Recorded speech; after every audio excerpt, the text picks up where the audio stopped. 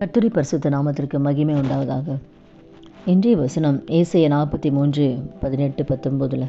முந்தினவைகளை நினைக்க வேண்டாம், பூர்வமானவைகளை சிந்திக்க வேண்டாம். இதோ நான் புதிய காரியத்தை செய்கிறேன், இப்பொழுதே அது தோன்றும், நீங்கள் அதை அறியீர்களா? வனாந்திரத்தில் வழியையும் அவாந்திர வெளியில் ஆறுகளை உண்டாக்குவேன்.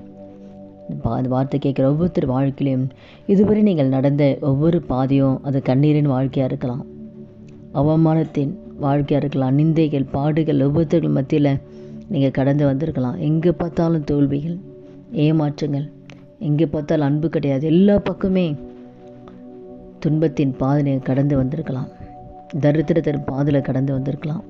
ஆனால் ஆண்டவர் என்ன செய்யப்போனா, அதெல்லாம் மறந்துடுங்க, இதுவரை நடந்ததை மறந்துடுங்க, நான் புதிய காரியத்தை நான் செய்ய போகிறேன். பூர்வமானதை சிந்திக்காதீங்க, முன்னிலைகளை நினைக்காதீங்க. ஒரு புதிய காரியம் உங்கள் வாழ்க்கையில் தேவன் செய்ய போகிறாரு. நீங்கள் நினைச்சு பார்க்காத, எட்டாத ஒரு பெரிய காரியத்தை ஆண்டு செய்ய போகிறாரு. வனாந்திரமான உங்கள் வாழ்க்கையில் ஒரு வழியை கர்த்தர் ஆயத்தப்படுத்த போகிறாரு. அதனால் கூட ஒரு புதிய துவக்கம் உங்கள் வாழ்க்கையில் உருவாகுது. ஒரு புதிய நன்மை ஆண்டு உங்கள் வாழ்க்கையில் செய்ய போகிறாரு. ஒரு புதிய ஆசீர்வாதத்தை கர்த்தர் கொடுக்க போகிறாரு.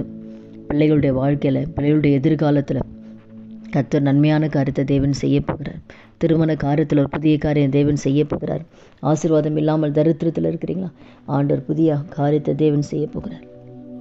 ஆச்சரியமாய் கர்த்தர் உங்கள் வாழ்க்கையில் அற்புதங்களை கர்த்தர் செய்ய போகிறார். அதனால் உங்கள் கண்ணீரை கர்த்தர் களிப்பாய் மாற்றுவார். உங்கள் துக்கத்தை ஆண்டவர் சந்தோஷமாய் கர்த்தர் மாற்றுவார். வனாந்திரமான உங்கள் வாழ்க்கையில் ஒரு வழியை உண்டாக்க போகிறார். அவாந்திர வெளிகளை ஆறுகளை உண்டாக்குகிற தேவன் உங்களோடு கூட தான் இருக்கார். உங்களை நேசிக்கிறாரு. சோர்ந்து போகாதீங்க. ஆகோருடைய வாழ்க்கையில் கூட எல்லாராலும் கைவிடப்பட்ட நிலை தான்.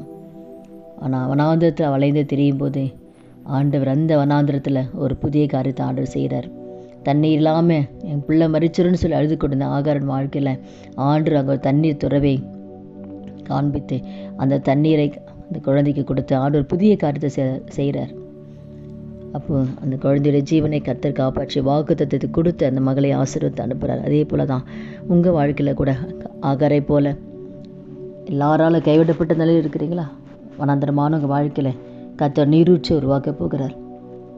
அதனால் சோர்ந்து போகாதீங்க. கர்த்தர் உங்கள் கூட இருக்கிறாரு, உங்களை நேசிக்கிறாரு, பெரிய காலம் செய்வார். ஜெபிக்கலாமா?